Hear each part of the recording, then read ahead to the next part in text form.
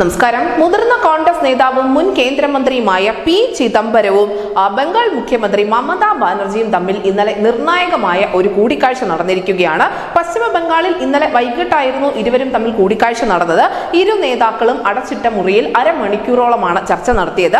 Parliament ചേരാനിരിക്കെയാണ് ഇരു നേതാക്കളുടെയും ചർച്ച എന്നത് ഈ വിഷയത്തിന്റെ രാഷ്ട്രീയ ഗൗരവം വർദ്ധിപ്പിക്കുന്നുണ്ട്.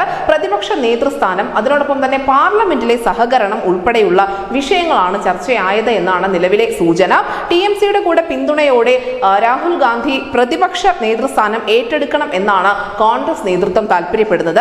എന്നാൽ രാഹുൽ ഗാന്ധി പ്രതിപക്ഷ നേതൃസ്ഥാനം ഏറ്റെടുക്കുന്നതിനോട് തൃണമൂൽ കോൺഗ്രസിന് കാര്യമായ വിയോജിപ്പുണ്ട്. കോൺഗ്രസ് ബംഗാൾ നേതൃത്വത്തെ അറിയിക്കാതെയാണ് ചിദംബരം ഈ കൂടിക്കാഴ്ചയ്ക്ക് എത്തിയത് എന്നതും വളരെ ശ്രദ്ധേയമാണ്. നമുക്കറിയാം, INDA മുന്നണിയിലാണോ അല്ലയോ എന്ന് ചോദിച്ചാൽ കൃത്യമായ ഉത്തരം പോലും ഇതുവരെയും മമതയ്ക്കില്ല. കാരണം പശ്ചിമ ബംഗാളിൽ അവർ ഒറ്റയ്ക്കാണ് മത്സരിച്ചത്. INDA മുന്നണിയുടെ ഭാഗമായിരുന്നില്ല TMC.